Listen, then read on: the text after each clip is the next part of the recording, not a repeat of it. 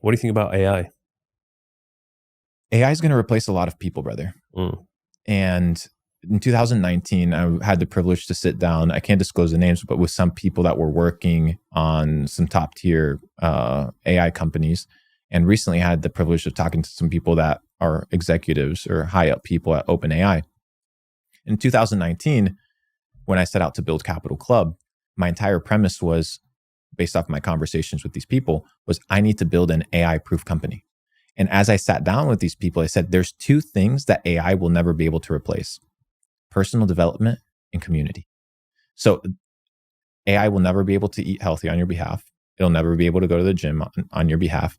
And community, they'll never be able to have this, right, on your behalf. Yeah, that may be 30, 40, 50 years down the road. It doesn't really matter. It may not replace construction workers at this time. That may be 100 years down the road.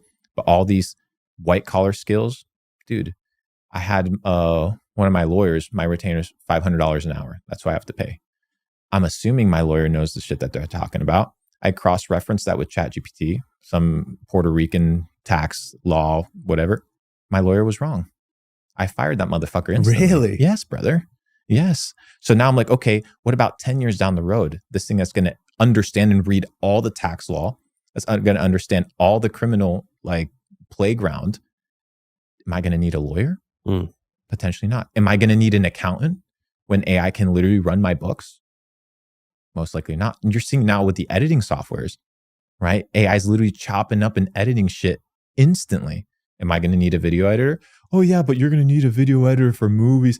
Yeah, but that's short-term thinking. What about 10 years down the road? So I'm building companies of tomorrow because technology is advancing so quickly. There's a concept known as Moore's Law. I think Moore is the guy that created, I think, Dell, company Dell. Don't quote me, but I think it's Dell.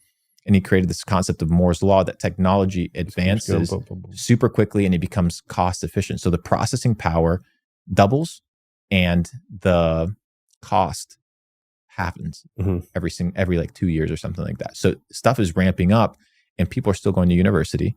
People are still doing traditional jobs. Maybe fine, but 10 years, 20 years, 30 years down the road, how are you going to be positioned? So in 2019, I was like, I need to build an AI-proof company, build Capital Club, focus on developing this concept of entrepreneurs, building and scaling digital businesses and community. Like this interaction, irreplaceable. Yeah. And it's playing out just according to plan. I've seen some people say it's going to become so smart that we will literally not even be able to understand it. Brother, just wait till somebody creates an AI that puts Jesus, Muhammad, the Buddha, all into one, and people start worshiping the church of AI. Just wait for it, bro. Watch it. Clip this. Wait for it, bro. Motherfuckers in Japan already have virtual girlfriends in the metaverse. Yeah.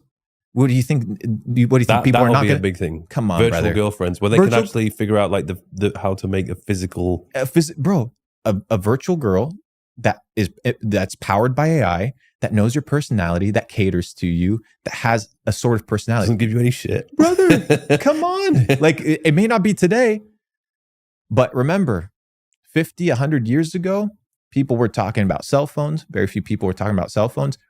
20, 30 years ago, people were talking about the internet changing the world and everybody called them freaks. Everybody called them idiots. And that's what we use it today. We're basically cyborgs, bro. We don't go anywhere without our phones. Nowhere. Now wait till AI is integrated into every aspect of humanity. Game over, brother. Do you ever worry that this potentially worrying future that we're about to enter is not a place where you would want to raise kids or have kids of your own? I'll just, like I told you, bro, get a property, a little ranch. We can go 50-50 on a ranch in Patagonia, bro. You cut the logs. Yeah. Give me a nice sharp axe. I'll get to work. Yeah, bro. So my plan is very simple. Be liquid, be able to move. But yeah, no plans for kids, bro, honestly. Yeah. There's plenty of kids out there, maybe raise some orphans. And that's kind of one of the things I want to do. Okay. Plenty of children to take care of. I was going to ask you as well, because you said you managed to get yourself into some of these situations where you're having some pretty amazing conversations with pretty important people. How do you nestle your way into these places and create these opportunities for yourself? I think you used the right word, create opportunity.